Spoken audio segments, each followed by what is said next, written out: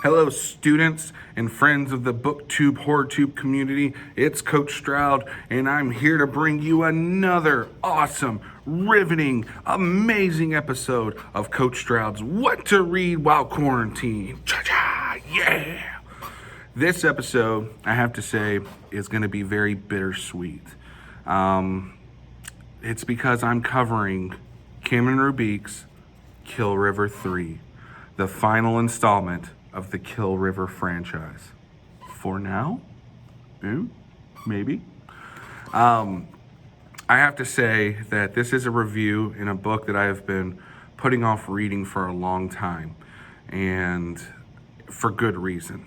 But before I go any further, I want to let you know that there are some spoilers. I'm not going to spoil a lot of stuff, but there's going to be a few spoilers, and that's because my love and appreciation for this book is just, in the series as a whole, it's just so large. I have to talk about some of it. Also, before I go any further, I got to show you some of the artwork that some of my students have given me recently. I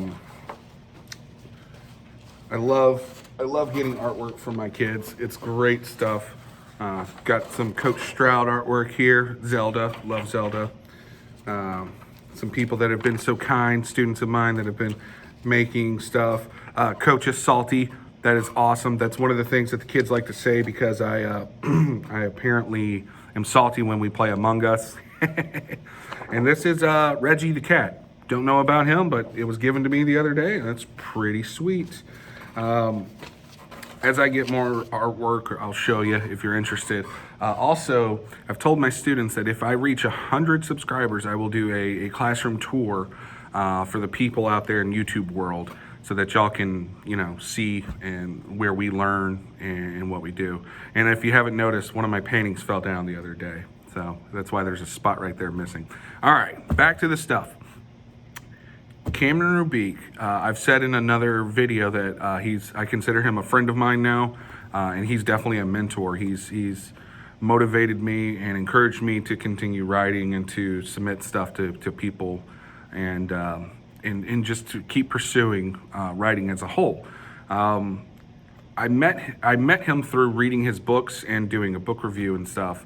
On a couple of his books. I've loved, he's written 5 novels so far, and I've loved every single one of them, and that's really crazy, to be honest.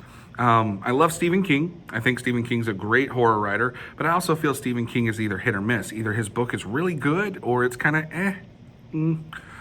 so that's one of those weird things.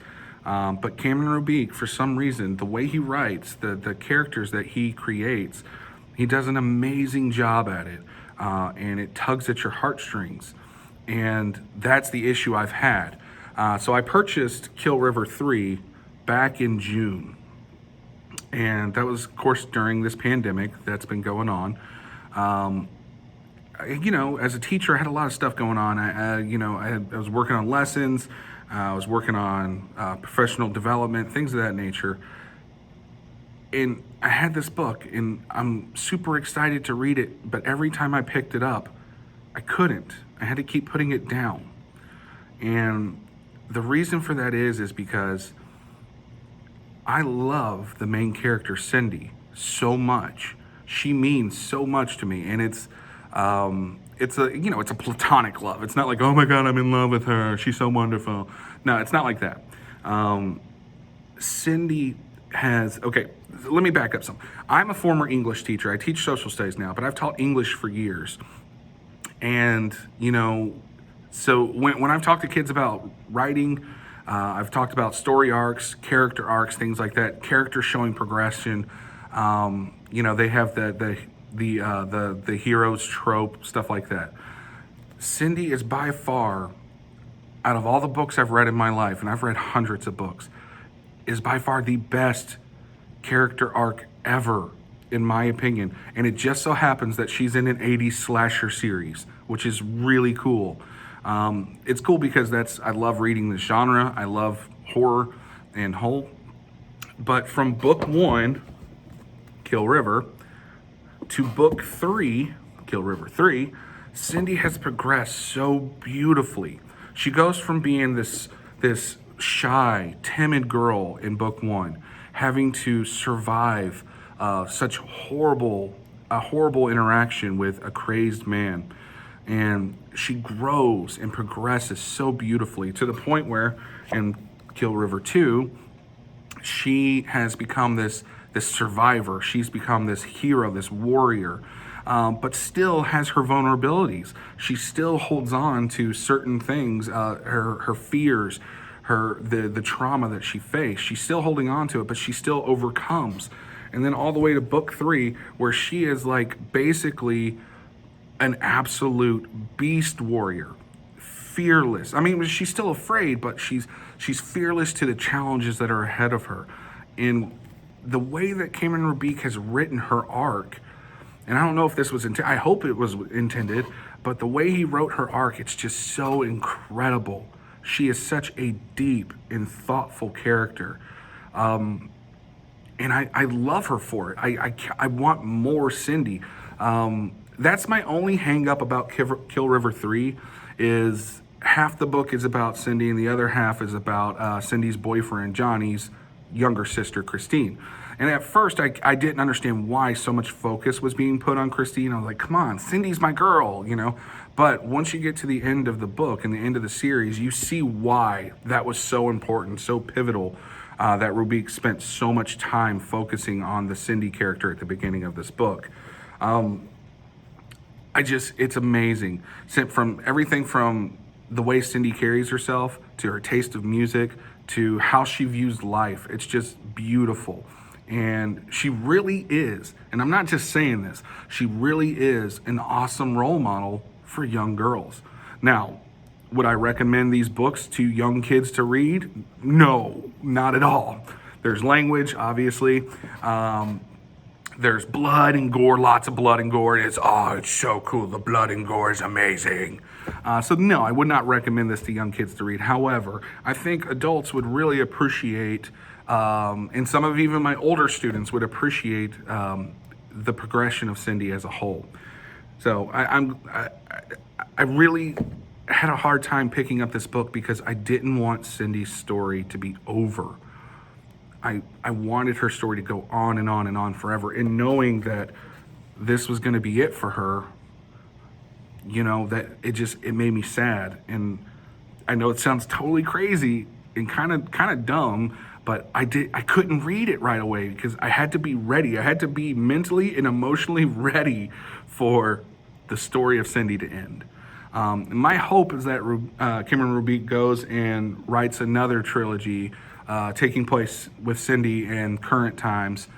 Maybe, I don't know, maybe even the 90s, since this is, you know, the 80s, maybe in the 90s. And then there's another trilogy that follows. But yeah, Cameron Roubique's stories are just absolutely incredible. They're a lot of fun. They are very gory. They're very well written. And they keep you on the edge of your seat. They keep you going. His first book was Kill River. And then he followed that with Disco Death Trap, which I absolutely love. Then Kill River 2 came along. Then Golf Curse. And then, of course, he's ending with Kill River 3. Now, again, the other two books are a part of Disco Death Trap and Golf Curse are a part of the Year of Blood series and not the Kill River series. But they all take place in kind of the same world. They all have the connection of D'Angelo High School, which I absolutely love. I think it's phenomenal that Roubique's been able to keep all these stories contained in like one general area. Very Stephen King-esque, Cameron. Nicely done. If I had to rank the books and the books that I love the most, I'd have to say Kill River 2 was my favorite, my absolute favorite. Kill River 1 and Kill River 3, close. I'd probably say Kill River second and Kill River 3 third. Now, even though Kill River 3 is my third favorite out of the trilogy, that doesn't take anything away from it. It's still an amazing book and an amazing story. And if you are really interested in any kind of trilogy that shows such a wonderful progression of a character, I highly, highly, highly recommend reading this Kill River series by Cameron Roubique. It's just amazing. I can't say enough nice things about it. And again, I'm not saying this stuff because I like Cameron as a person. I'm saying this because it's amazing. And I'm shocked that these stories are not bigger than they already are. They need to be bigger. They need to be better appreciated by other readers and individuals.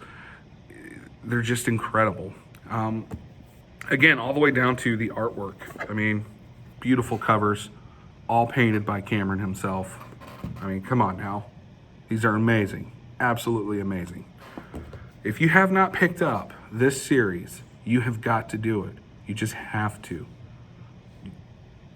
Just go and buy them. Do it. It's worth every penny. They're amazing books. Cameron, nicely done, sir. I hope this isn't the end for Cindy. I want to hear more about her. I want to continue the Cindy story. It's just beautiful. Kind of sad that it's over right now. I am actually sad. But who knows? We'll see what comes in the future. If you haven't, again, check out Cameron on Amazon. Okay, follow his Instagram page. Look him up on killriver.com, and you'll get his information there. But give it a check.